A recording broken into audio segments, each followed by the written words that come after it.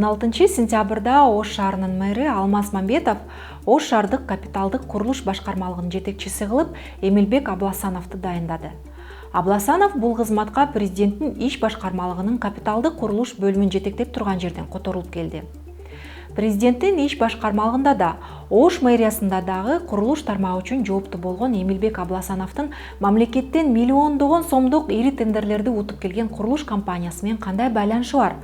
Бүгүн мына ушул туурасында сөз кылабыз. Сиздер менен Факт чек KG жана мен Асель Соронбаева, саламатсыздарбы? Эмилбек Абласанов 2016-жылдын апрель айынан тарта Жалал Абад облусунун Нокен районуна караштуу Масы айылдык кеңешинин депутаты болгон. Буга чейин ал Авангард ИККО курулуш компаниясына ээлик кылып, бизнес менен алектенген. Ал эми 2019-жылы карьерасында чоң секирип жазып, президенттин жана өкмөттүн иш башкармалыгынын курулуш бөлүмүн жетектеп калган. Ооба, мамлекеттик кызматка келген соң ал мыйзамга ылайык Авангард ИККО компаниясынын негиздөөчүлөрүнүн катарынан чыгып, компаниясын уулу Эрмек Абласановго каттап койгон. Эрмек Абласанов быйыл октябрь айында 22 жашка толот. Ал эми 2019-жылы атасынын компаниясы анын колуна тийгенде 19 жашта эле. Абласанов Кыргыз мамлекеттик курулуш, транспорт жана архитектура университетинде билим алып, өнөр жай жана жарандык курулуш адистигин окуган.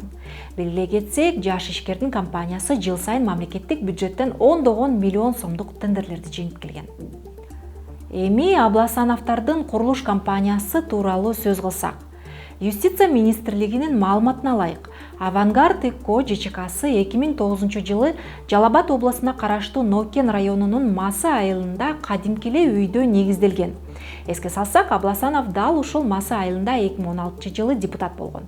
Ал президенттин иш башкармасындагы кызматка 2019-жылдын июнь айында келген, дагы бир айдан соң бизнесин экинчи курста окуган уулуна өткөрүп берген. Осо KG сервисинин маалыматына ылайык, компания эң алгачкы жолу бюджеттен 2011-жылы 15 миллион сом каражат алган жана 33 миң сом салык төлөгөн.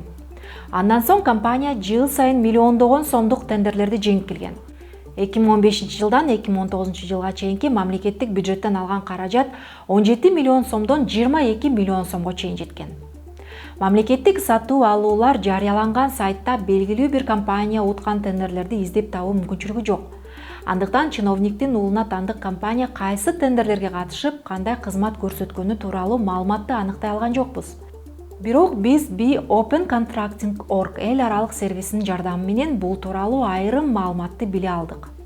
2019-жылдын январь айынан тарта Авангард ИККО өзү катышкан тендерлердин дээрлик 40%-ын жеңип чыккан экен. Конкурстардын басымдуу бөлүгү, башкача айтканда 60% курулушка байланыштуу. Ал эми калганы курулуш материалдар, транспорттук кызматтар жана ошондой эле тоо кен техникасына байланыштуу болгон. Компания тендерлердин 70%-ын Масы айылдык кеңешинен уткан. Авангард ИККО компаниясы ири мамлекеттик буйрутмаларды алуу менен гана чектелбей, мамлекеттик бюджетке ири өлчөмдө зыян келтиргенге чечишкен. Мисалы, 2014-жылдын сентябрь айында Ички иштер министрлигинин кызматкерлери Кыргыз транспорт прокуратурасы менен биргеликте Кара Булак дарыясынын жээгин бекемдөө иштерин жүргүзүү үчүн өткөрүлгөн тендерге карата аудиттин жыйынтыгын жарыялаган. Ага ылайык кызмат абалынан кыянаттык менен пайдалануу, шалаакылык жана мүлктү ээлеп алуу фактылары аныкталган. Анда 2012-жылдын июнь айында Транспорт жана коммуникация министрлигинин алдындагы номер 6 автомобиль жолдорунун өндүрүштүк линия башкармалыгынын кызматкерлери Кара Булак дарыясы аркылуу жээктерди коргоо иштерин жүргүзүү үчүн тендер өткөрүшкөн. Бирок ал мамлекеттик сатуу алуулар жөнүндө мыйзамды бузуу менен өткөрүлгөнү айтылат. Себеби Авангард ИККО тендерде жалгыз катышуучу болуп, акыры аны утуп алган.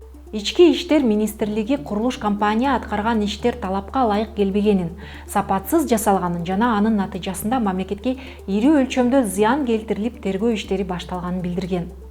Бирок тергөөнүн жыйынтыгы жана мамлекеттик бюджетке келтирилген зыяндын өлчөмү ачык жарыяланган эмес. Биз бул тууралуу макалабызды жарыялаган соң Эмиль Абласанов биз менен байланышып, курулуш компаниясын 22 жаштагы уулу эмес Нурсейит Сейткулов аттуу аткаруучу директор жетектээрин айтты жана 2019-жылы чыккан тиешелүү документти көрсөтүп берди. Мындан тышкары Сейткулов 2009-жылдан тарта компаниянын башкы инженери болгону тууралуу маалымдады. Бирок биз бул аткаруучу директор тууралуу маалыматты ачык булактардан таба алган жокпуз. Биздин макала 10 сентябрда жарык көргөн. Ал эми 6 күндөн кийин Абласанов Ош шаарына которулуп, кайра эле курулуш тармагын көзөмөлдөп калды. Кандай болгон күндө да мамлекеттик кызматта курулуш тармагы үчүн жооптуу болбогондо, Абласанов негиздеген компания жыл сайын миллиондогон тендерлерди утат беле? Сиз кандай ойлойсуз? Комментарий калтырыңыз. Сиз менен мен Асия Соронбаева болдум. Факт чек KG катталыңыз жана алданбаңыз.